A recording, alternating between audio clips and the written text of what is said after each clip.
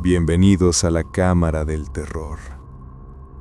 Esta noche te traigo historias de cárceles mexicanas, lugares donde la violencia y la muerte han dejado marcas que van más allá de lo físico, donde los muertos no siempre se van.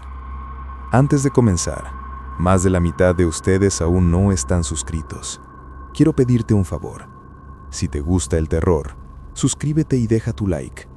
Es gratis y me ayudas muchísimo a seguir trayéndote más historias como estas. Las cárceles mexicanas son lugares de violencia extrema que la mayoría de las personas no pueden imaginar. Son instituciones donde el control oficial es ilusión, donde los verdaderos jefes son líderes de carteles que operan desde adentro, donde guardias están intimidados o comprados, donde la ley del más fuerte es la única ley que realmente se aplica, donde asesinatos ocurren diariamente, donde torturas son rutina, donde la vida humana no vale nada porque todos los que están ahí ya han sido descartados por la sociedad. Algunos custodios y prisioneros han aprendido que hay celdas específicas donde nadie puede dormir porque escuchas llantos toda la noche.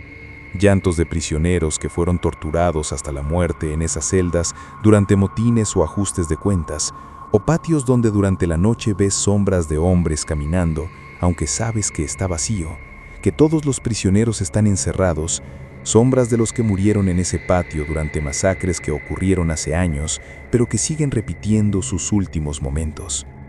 Hay bloques completos en cárceles como Topo Chico, Apodaca, Altiplano, que tienen reputación entre custodios de estar embrujados, donde guardias nuevos se niegan a trabajar turnos nocturnos después de una semana porque las cosas que ven y escuchan los aterrorizan más que los prisioneros vivos, donde equipos de limpieza encuentran mensajes escritos en paredes con sangre que desaparece cuando intentas fotografiarlos, y prisioneros que murieron en circunstancias violentas pero cuyos cuerpos nunca fueron reclamados por familias, que quedaron en fosas comunes del sistema penitenciario y cuyos espíritus aparentemente quedaron atrapados en la institución donde murieron, vagando por pasillos, buscando salida que nunca encontrarán. Me llamo Oficial Ramírez, tengo 44 años. Llevo 18 años trabajando como custodio en el Centro Federal de Readaptación Social número 1, El Altiplano, en el Estado de México, una de las prisiones de máxima seguridad más importantes del país, donde encierran a los criminales más peligrosos, líderes de carteles, asesinos seriales, gente que la sociedad ha decidido que debe estar permanentemente aislada del mundo. Durante 18 años he visto mucha violencia. He presenciado asesinatos entre prisioneros, he enfrentado motines, he trabajado con criminales que han hecho cosas que la mayoría de la gente no puede imaginar. Pensé que después de casi 2 décadas en este trabajo, nada me sorprendería, que había visto todo lo que una prisión podía ofrecer en términos de horror humano. Pero hay una celda específica en el Altiplano, celda de aislamiento en el bloque de máxima seguridad, que me ha mostrado que hay cosas peores que la violencia humana, que hay presencias en esa celda que aterrorizan incluso a los criminales más endurecidos, que han quebrado mentalmente a hombres que habían sobrevivido décadas en el mundo del crimen organizado. La celda es conocida entre custodios como la 13, aunque su número oficial es diferente. Le llamamos la 13 porque históricamente ha sido lugar de mala suerte extrema, donde prisioneros que son puestos ahí como castigo salen diferentes, traumatizados, algunos completamente locos. Algunos se suicidan dentro de días de haber sido liberados de esa celda.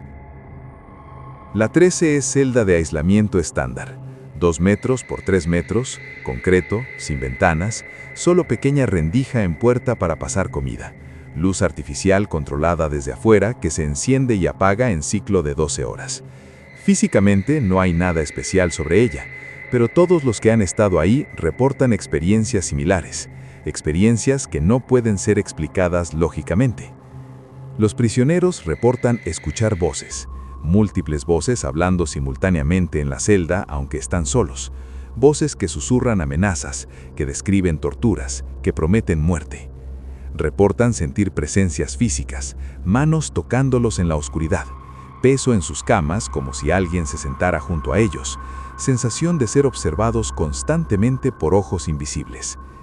Reportan ver cosas, sombras moviéndose en esquinas de la celda, figuras de hombres que aparecen brevemente antes de desvanecerse, y lo más perturbador, reportan ver sus propias muertes.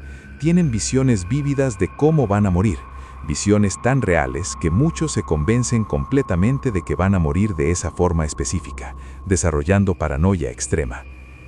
Durante mis 18 años, he escoltado a docenas de prisioneros a la 13 como castigo por infracciones graves, peleas, intentos de escape, atacar a guardias. Y he visto patrón consistente.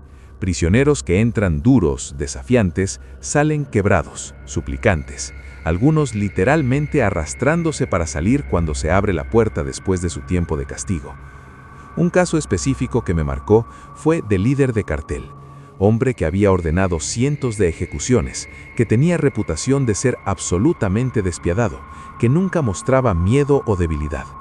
Fue puesto en la 13 por 2 semanas como castigo por haber organizado asesinato de prisionero rival dentro de la prisión. Los primeros 3 días, cuando le pasábamos comida por la rendija, él estaba normal. Comía, no mostraba signos de estrés. Pero el 4.º día empezó a gritar. Gritaba que había alguien en la celda con él, que lo estaban tocando, que necesitaba salir inmediatamente. Le dijimos que calmara, que estaba solo, que eran 2 semanas no negociables. Los siguientes días sus gritos se intensificaron.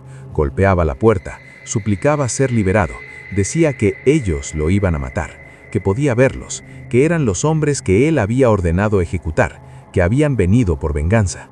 Pensamos que era acto, manipulación para ser sacado temprano.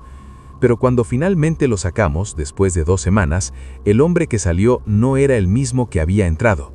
Había perdido como 10 kilos, su cabello había encanecido notablemente, su expresión era de terror permanente, temblaba constantemente.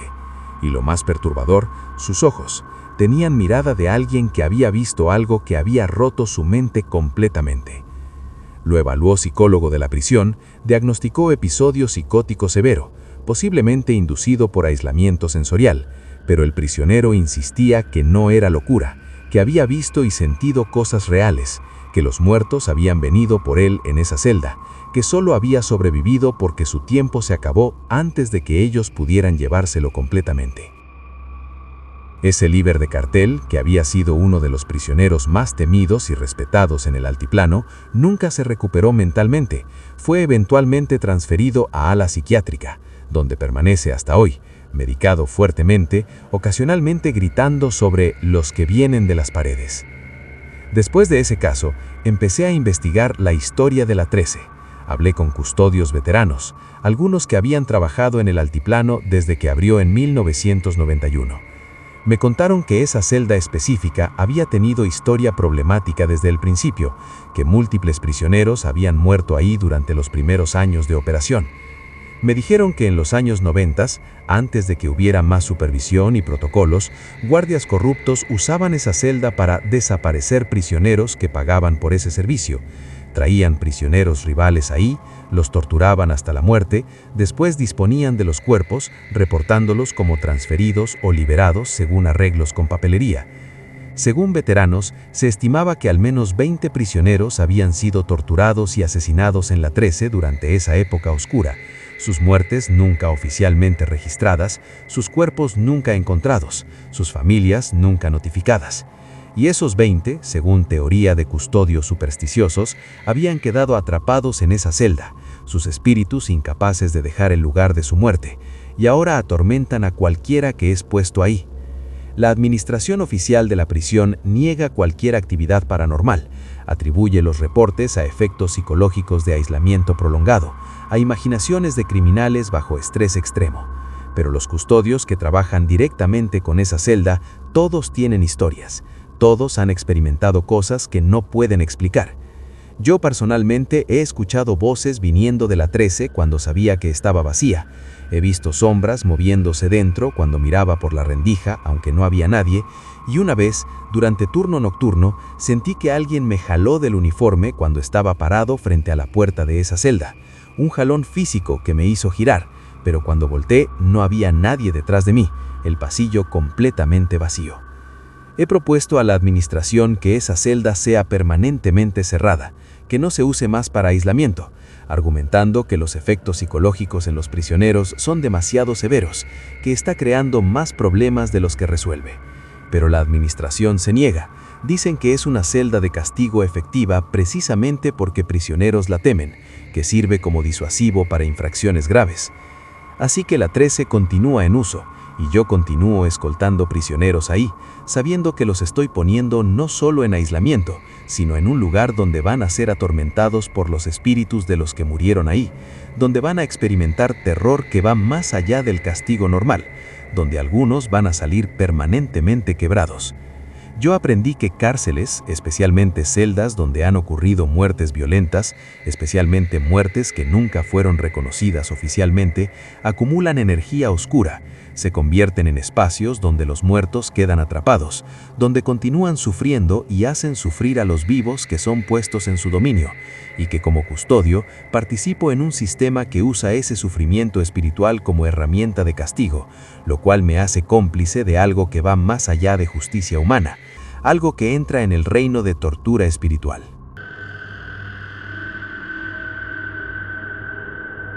Me llamo Oficial González. Tengo 39 años. Trabajo como custodio en el Centro de Readaptación Social de Topo Chico en Monterrey, Nuevo León. Prisión que fue escenario de uno de los motines más sangrientos en la historia reciente de México. Motín de febrero 2016, que dejó 49 prisioneros muertos, masacre que ocurrió cuando dos grupos rivales del crimen organizado se enfrentaron dentro de la prisión en batalla que duró horas. Yo no trabajaba en Topo Chico durante el motín de 2016. Me uní al personal 2 años después, en 2018, cuando estaban reconstruyendo operaciones, reforzando seguridad, intentando restaurar orden después del caos de ese evento. Pero desde mi primer día, supe que la prisión estaba marcada por lo que había pasado, que los 49 muertos no habían realmente dejado el lugar, que sus presencias permanecían, especialmente en áreas donde la violencia había sido más intensa. El motín había ocurrido principalmente en 3 áreas: el patio central, donde la mayoría de las peleas iniciales ocurrieron; el dormitorio 1, donde grupo grande de prisioneros fue masacrado mientras dormían; y los pasillos de conexión, donde prisioneros intentaron escapar de atacantes, pero fueron alcanzados y ejecutados. Esas 3 áreas tienen reputación entre custodios y prisioneros de estar embrujadas, de ser lugares donde cosas inexplicables ocurren regularmente, especialmente durante turnos nocturnos, cuando la población está encerrada y la prisión está relativamente tranquila. En el patio central, custodios de turno nocturno reportan escuchar sonidos de pelea, gritos, metal golpeando metal, como si el motín estuviera ocurriendo de nuevo. Pero cuando van a verificar, el patio está vacío, completamente silencioso, excepto por los ecos que siguen resonando durante minutos después. Algunos han reportado ver grupos de hombres peleando, figuras translúcidas que se mueven violentamente durante segundos antes de desvanecerse. En Dormitorio 1, donde más de 20 prisioneros fueron asesinados mientras dormían, custodios que hacen rondas nocturnas reportan ver camas ocupadas, aunque saben que el dormitorio está vacío, figuras de hombres acostados en posiciones que sugieren muerte violenta que desaparecen cuando enfocas luz directamente, y escuchan súplicas, voces de hombres rogando por sus vidas, diciendo «No, por favor, tengo familia», súplicas que fueron grabadas en celulares durante el motín real y que ahora se repiten espectralmente. En los pasillos, especialmente en corredor largo entre bloques A y B, donde varios prisioneros fueron perseguidos y ejecutados, hay fenómeno de sombras corriendo. Custodios ven figuras humanas corriendo desesperadamente por el pasillo, siempre en misma dirección, siempre con expresión de terror cuando puedes distinguir caras brevemente, siempre desapareciendo al llegar al final del pasillo donde habían sido alcanzados y asesinados en realidad. Yo mismo he experimentado estos fenómenos múltiples veces durante mis 6 años trabajando en Topo Chico. La experiencia que más me marcó ocurrió hace 2 años, durante turno nocturno que estaba haciendo solo en el bloque A, área que había sido epicentro de mucha violencia durante el motín. Era como las 2 a.m., estaba haciendo ronda rutinaria, verificando celdas, asegurándome de que todo estaba tranquilo. Cuando pasé por dormitorio 1, escuché claramente sonido de llanto. Llanto de hombre adulto, viniendo desde adentro del dormitorio que sabía estaba vacío porque estaba en proceso de renovación, sin prisioneros asignados. Abrí la puerta, iluminé con mi linterna, el dormitorio estaba efectivamente vacío, pero el llanto continuaba. Podía ubicarlo viniendo de área específica, de una cama en esquina trasera. Caminé hacia esa cama, el llanto se intensificaba conforme me acercaba, y cuando llegué a la cama vi algo que me heló. Había hombre acostado en la cama, figura translúcida pero claramente visible. Hombre como de 30 años, con heridas múltiples en el torso, sangre cubriendo su camisa. Llorando, con expresión de dolor y miedo extremos, me miró directamente, extendió su mano hacia mí como si estuviera suplicando ayuda y dijo con una voz que sonaba lejana, como eco: «Ayúdame, me están matando, por favor ayúdame». Me quedé paralizado durante segundos que se sintieron como minutos, después la figura empezó a desvanecerse, primero su mano extendida, después su torso, finalmente su cara que mantuvo expresión suplicante hasta desaparecer completamente, dejándome solo en el dormitorio vacío con un llanto que gradualmente se fue apagando. Salí del dormitorio, reporté por radio lo que había visto, pero sabía que no sería tomado en serio oficialmente, que sería atribuido a cansancio, a estrés, a imaginación. Pero otros custodios que escucharon mi reporte en radio me contactaron después. Me dijeron que ellos también habían tenido experiencias similares en ese dormitorio, que habían visto al mismo hombre o a otros, que era común entre el personal nocturno, aunque nadie hablaba abiertamente de ello por miedo a ser ridiculizado o considerado no apto para el trabajo. Un custodio veterano, que había trabajado en Topo Chico desde años antes del motín y que había estado presente durante el evento, me contó algo que dio contexto a lo que había visto. Me mostró la lista de víctimas, la lista oficial de los 49 muertos con sus nombres, edades, fotos. Cuando vi las fotos, reconocí al hombre que había visto en el dormitorio. Estaba en la lista, identificado como Javier Hernández, 31 años, asesinado en dormitorio 1 durante el motín. Según registros, él había sido uno de los que suplicaron por su vida, que habían intentado negociar con sus atacantes, pero que habían sido ejecutados de todos modos, su cuerpo encontrado en la misma cama donde yo había visto su espíritu. El custodio veterano me dijo que varios de los 49 muertos aparentemente quedaron atrapados en Topo Chico, que sus espíritus revivían el motín cada noche, experimentando sus muertes una y otra vez en un loop eterno, incapaces de descansar porque sus muertes habían sido tan violentas, tan injustas, que los habían atado al lugar donde habían ocurrido. Me contó que en meses después del motín, antes de que yo llegara, los fenómenos paranormales eran mucho más intensos, que había noches donde parecía que el motín estaba ocurriendo en múltiples áreas simultáneamente, que custodios escuchaban gritos, peleas, explosiones desde diferentes partes de la prisión, aunque todo estaba tranquilo físicamente. La administración había traído sacerdotes para bendecir las áreas, habían hecho ceremonias intentando dar paz a los muertos, habían incluso consultado con curanderos y brujos que habían hecho limpias espirituales. Estas intervenciones habían disminuido la intensidad de las manifestaciones, pero no las habían eliminado completamente. Los 49 todavía estaban ahí, atrapados en sus últimos momentos. Desde mi encuentro con el espíritu de Javier Hernández, he sido más consciente de las presencias en Topo Chico. He aprendido a reconocer señales de actividad paranormal. He desarrollado algo de sensibilidad a áreas donde la energía se siente particularmente pesada, donde sé que voy a experimentar algo si paso suficiente tiempo ahí. Y he empezado a hacer algo no oficial, no requerido por mi trabajo, pero que siento que es necesario. Cuando hago rondas nocturnas y paso por áreas donde sé que los 49 murieron, especialmente por el dormitorio 1, hablo en voz baja, digo oraciones, pido que encuentren paz, que puedan dejar el lugar de su sufrimiento, que descansen. No sé si esto ayuda, si los espíritus pueden escucharme, si hace diferencia, pero siento que es lo mínimo que puedo hacer. Reconocer su sufrimiento, honrar sus muertes, ofrecerles alguna forma de confort, aunque sea solo palabras en la oscuridad.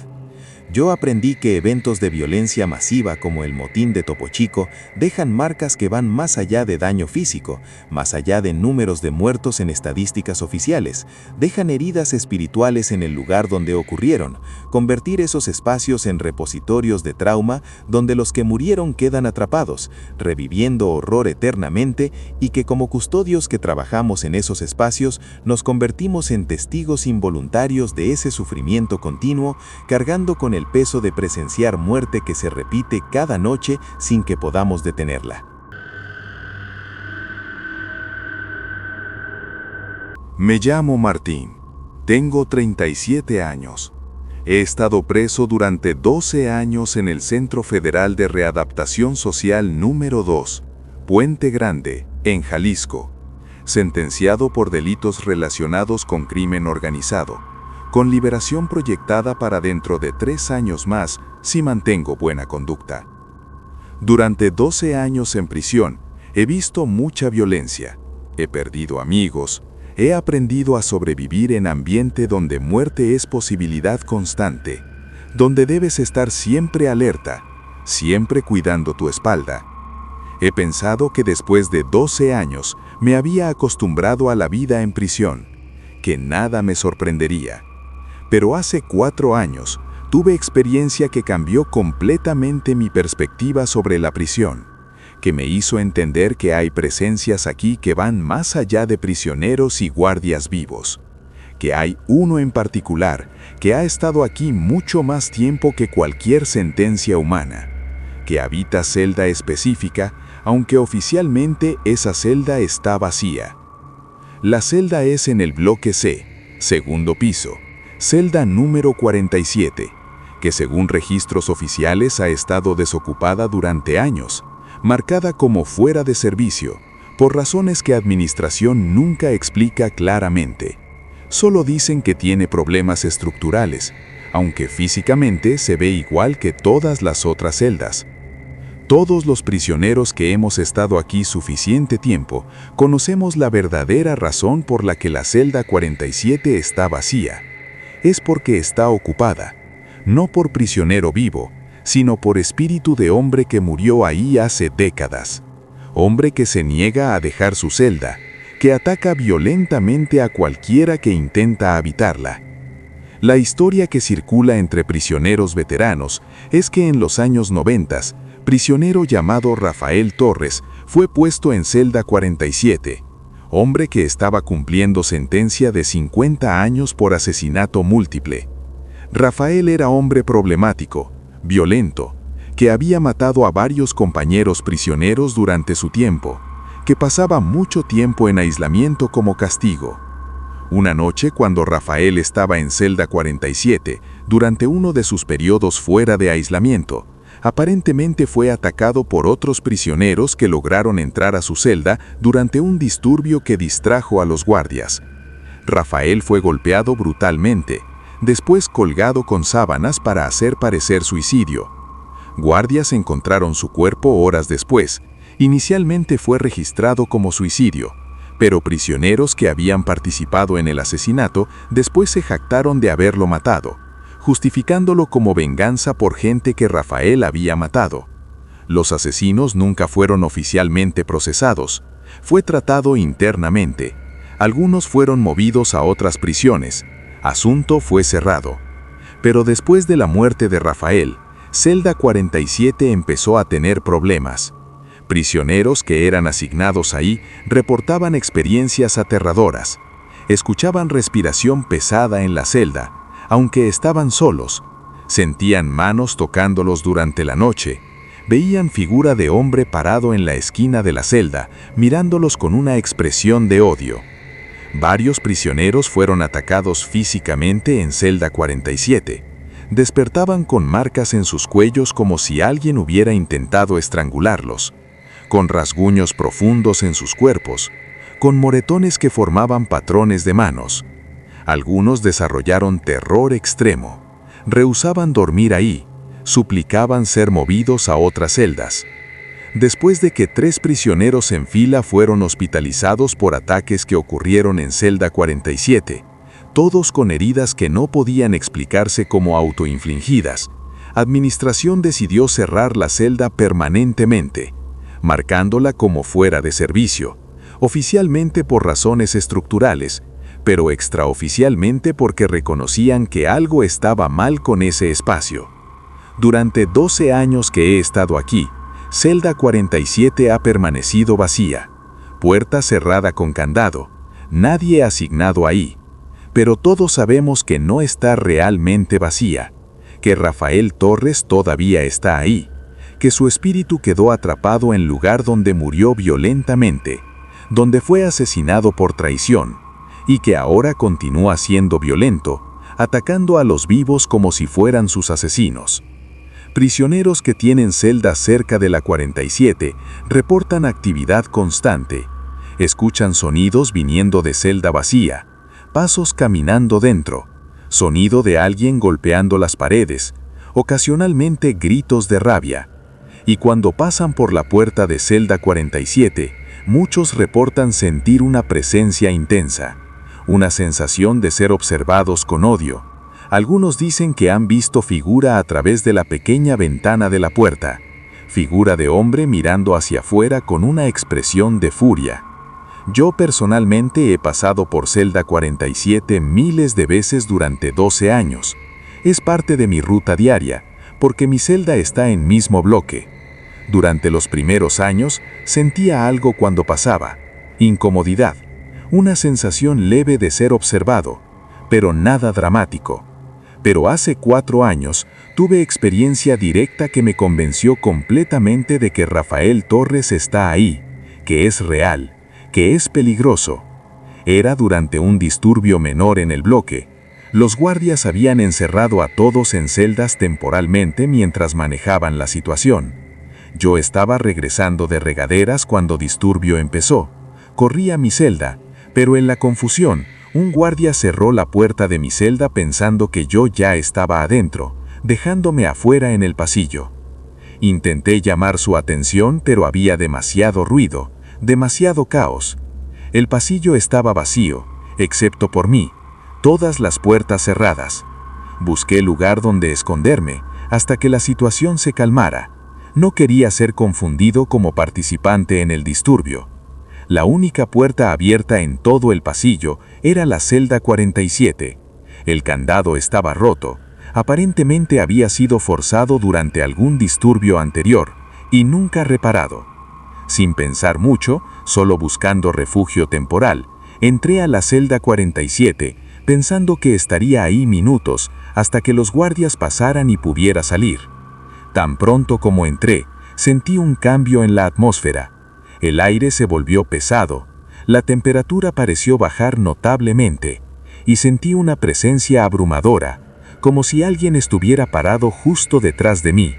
Volteé y no había nadie visible, pero la sensación no desapareció, se intensificó. Escuché respiración, pesada, enojada, viniendo de la esquina de la celda. Miré hacia la esquina y vi formándose gradualmente una figura, translúcida, pero claramente visible. Un hombre como de 40 años, con marcas visibles en el cuello como de estrangulación. La figura me miró directamente, empezó a moverse hacia mí, y sentí terror que nunca había experimentado ni en las peores situaciones con prisioneros vivos. Intenté salir de la celda, pero sentí que algo me agarró. Manos invisibles sosteniendo mi abrazo, jalándome de vuelta a la celda. Luché contra el agarre, grité pidiendo ayuda, y finalmente logré liberarme. Salí corriendo de celda 47, justo cuando los guardias llegaban al pasillo restaurando el orden. Me preguntaron qué estaba haciendo ahí, por qué había entrado a celda 47. Les dije la verdad, pero obviamente pensaron que estaba mintiendo o exagerando. Pero cuando revisé mi brazo, tenía marcas, moretones en forma de dedos, marcas de mano que me había agarrado, físicamente reales, no imaginación. Los moretones duraron semanas, recordatorio permanente de que lo que había experimentado había sido real. Desde entonces, evito celda 47 completamente. Cruzo al otro lado del pasillo cuando tengo que pasar por esa área. Nunca miro hacia su puerta y advierto a prisioneros nuevos que no se acerquen, que respeten esa celda, que hay razón por la que está cerrada. Otros prisioneros que han tenido experiencias con Rafael Torres me han contado que él ataca especialmente a aquellos que cometieron crímenes violentos, como si reconociera en ellos algo de sí mismo y los odiara por ello. Yo estoy aquí por crímenes relacionados con narco, no por violencia personal, pero aparentemente Rafael no discrimina mucho. Ataca a casi cualquiera que entra a su territorio. Yo aprendí que en prisiones donde tanta violencia ha ocurrido, donde tantos han muerto de formas traumáticas, algunos de esos muertos quedan atrapados, especialmente aquellos que murieron con rabia, con sentimientos de venganza no cumplidos, que continúan siendo peligrosos incluso en muerte, y que sus celdas se convierten en espacios de horror que los vivos deben evitar, y que la administración de prisión, aunque no admite oficialmente razones paranormales, reconoce la realidad de estas situaciones, cerrando espacios que se vuelven inhabitables por presencias que no pueden controlar.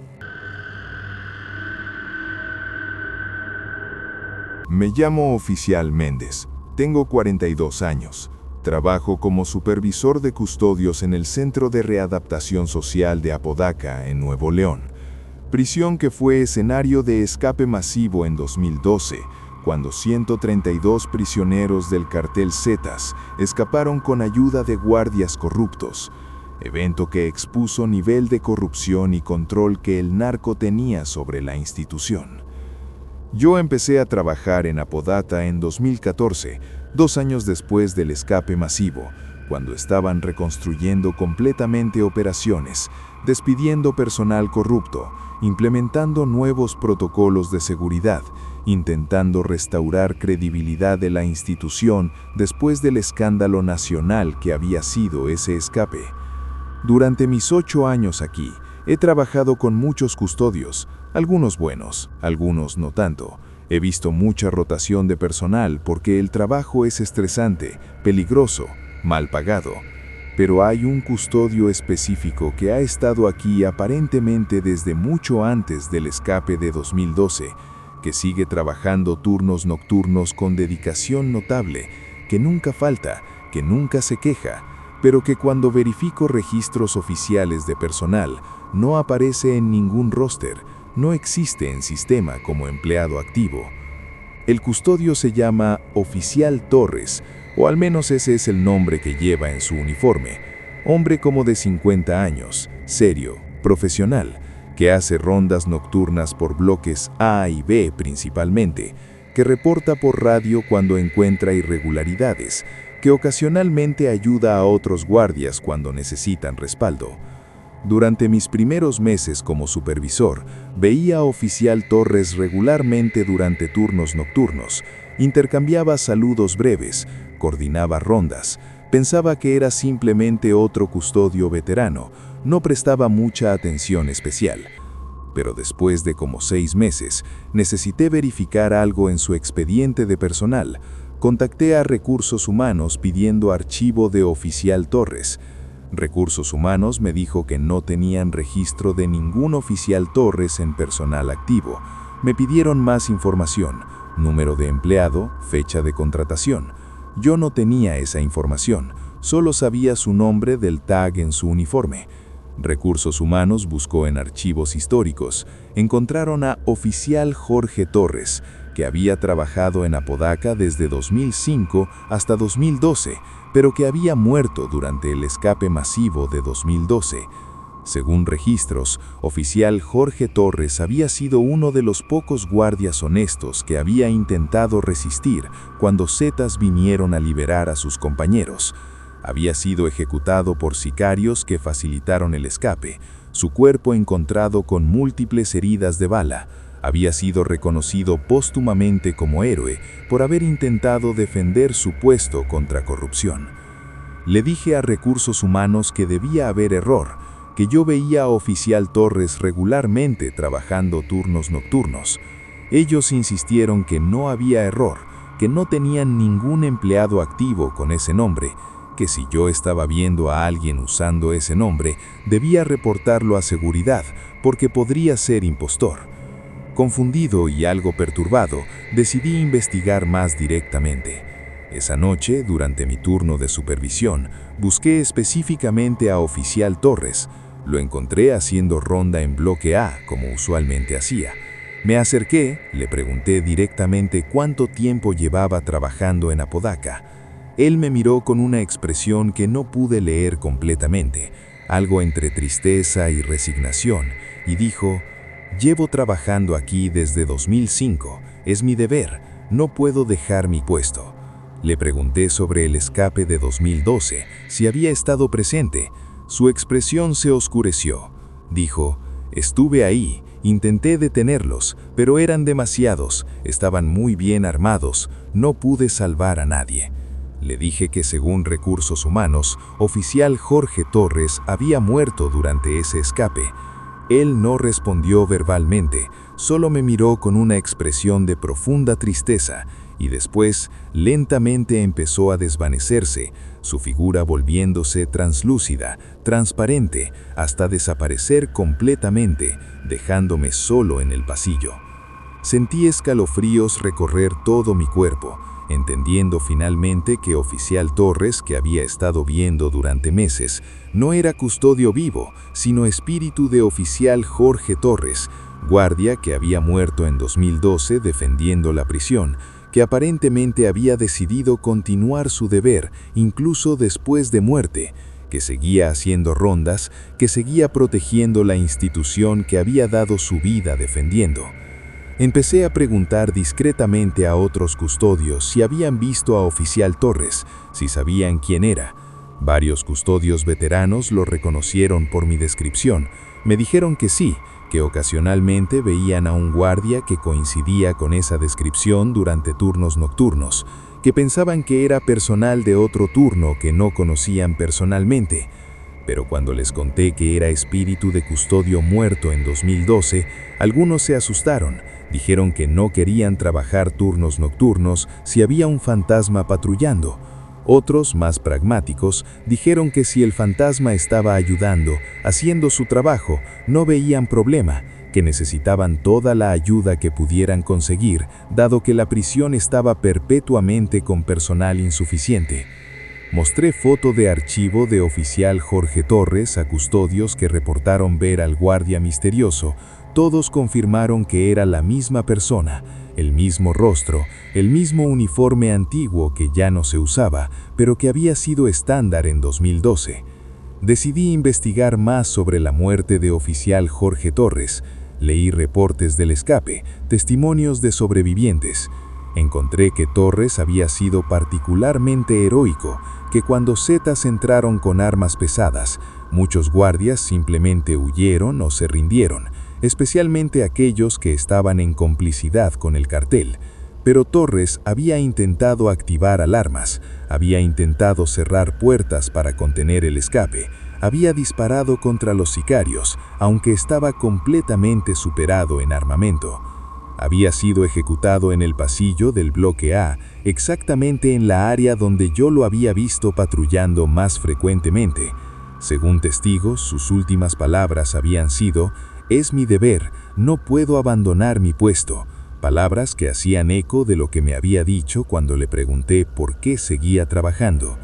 Empecé a tener más respeto por la presencia de Oficial Torres, a verlo no como amenaza o como problema, sino como dedicación que trascendía la muerte, como ejemplo de compromiso con el deber que ninguno de nosotros vivos probablemente igualaba.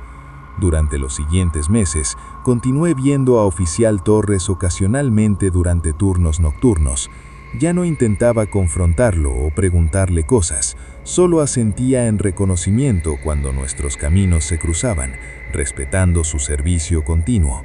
Y noté algo interesante. En noches cuando Oficial Torres estaba patrullando, los incidentes eran menos frecuentes.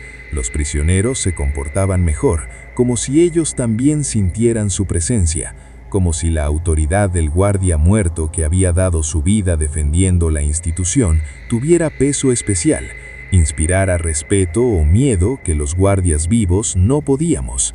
Oficialmente no reporté la presencia de oficial Torres a la administración superior. Sabía que no sería tomado en serio, que probablemente me considerarían no apto para puesto de supervisor si admitía creer en fantasmas, pero entre los custodios de turno nocturno se volvió conocimiento compartido. Todos sabíamos que Torres estaba ahí, que continuaba su trabajo, y la mayoría lo apreciábamos. Algunos custodios empezaron a hablarle cuando pasaban por áreas donde aparecía, agradeciéndole por su servicio, pidiendo su ayuda cuando enfrentaban situaciones difíciles. Y ocasionalmente, en momentos críticos, custodios reportaban sentir que recibían ayuda inexplicable, puertas que se cerraban solas bloqueando prisioneros problemáticos, alarmas que se activaban sin que nadie las tocara cuando había disturbio, una presencia que les daba valor cuando estaban en situaciones peligrosas. Yo aprendí que no todos los espíritus en prisiones son malignos, que algunos son protectores, que guardias que murieron defendiendo su puesto ocasionalmente continúan ese deber después de muerte, que su presencia puede ser una bendición más que una maldición, y que como supervisores vivos debemos reconocer y honrar ese servicio, cooperar con guardianes espectrales que comparten nuestra misión de mantener el orden en lugares donde el orden es constantemente amenazado por fuerzas que a veces requieren más que autoridad humana para contener.